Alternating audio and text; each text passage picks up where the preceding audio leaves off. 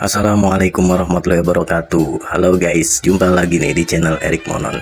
Oke guys, kalau kemarin kita beberapa video kita bahas tentang kisah tokoh-tokoh yang ada di tanah Betawi guys. Oke, kali ini kita akan bahas cerita rakyat yang berkembang di masyarakat tanah Betawi atau Jakarta nih guys. Oke, salah satu kisah masyarakat atau cerita masyarakat yang kita akan bahas kali ini yaitu tentang sosok buaya putih penunggu Setu Babakan Jagakarsa, Jakarta Selatan guys. Gimana kisahnya atau cerita yang berkembang di masyarakat? Kita simak selanjutnya guys. Jangan kemana-mana.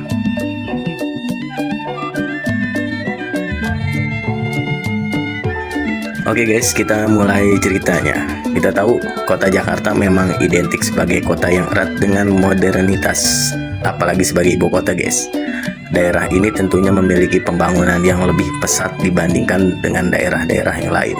Namun di balik modernitasnya ini, Jakarta juga tetaplah sebuah daerah yang menjadi rumah bagi masyarakat Betawi. Suku yang menjadi penduduk asli Jakarta ini tentunya memiliki berbagai cerita tersendiri guys yang berkembang di masyarakatnya. Tepatnya yang kita akan bahas yaitu salah satu kawasan Setu Babakan Serengseng Sawah yang masih menjadi salah satu tempat bermukimnya masyarakat Betawi, dan di sana juga ada sebuah cerita legenda yang berkembang di masyarakat sekitar guys. Nah, cerita yang akan kita bahas yaitu cerita yang berasal dari Setu Babakan. Setu Babakan sendiri merupakan sebuah danau yang ada di pinggir Jakarta. Konon, danau yang satu ini memiliki penunggu yang menjelma dalam sosok buaya putih guys.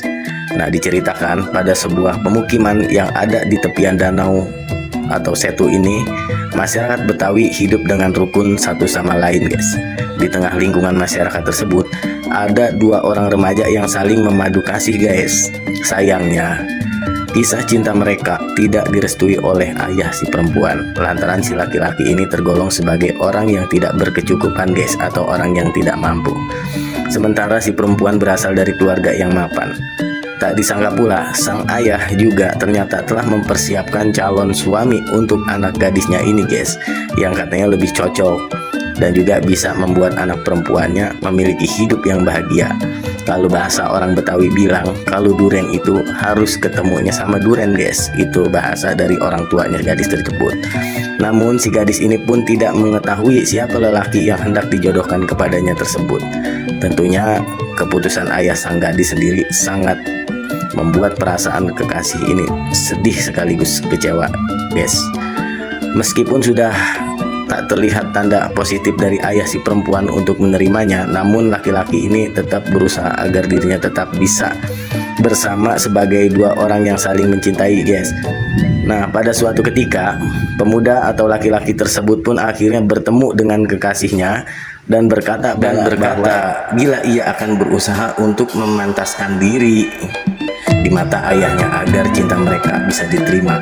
Intinya ia harus berusaha meningkatkan derajatnya menjadi orang kaya. Itu ucapan si laki-laki tersebut kepada kekasih guys. Nah, dia bertujuan dengan merantau di tempat lain dengan harapan nasib baik akan datang kepadanya dan keadaan ekonominya pun bisa lebih mapan. Sang gadis pun mau tidak mau menerima keputusan kekasihnya yang sudah bulat tersebut. Sambil berlinang air mata, ia pun merelakan kepergian kekasihnya tersebut untuk merantau ke tempat lain guys. Setelah si laki-laki pun pamit dan berjanji akan kembali lagi bila sudah memiliki kondisi ekonomi yang lebih baik agar mereka bisa segera menikah guys. Setelah melepas kepergian kekasihnya, si perempuan pun melanjutkan kehidupannya seperti biasa. Setiap hari ia selalu menunggu kedatangan kekasihnya sambil untuk mempersuntingnya. Dalam penantiannya, ia juga menyimpan rasa khawatir bila perjodohannya dengan pria yang tak dikenal tersebut akan terjadi di masa depan.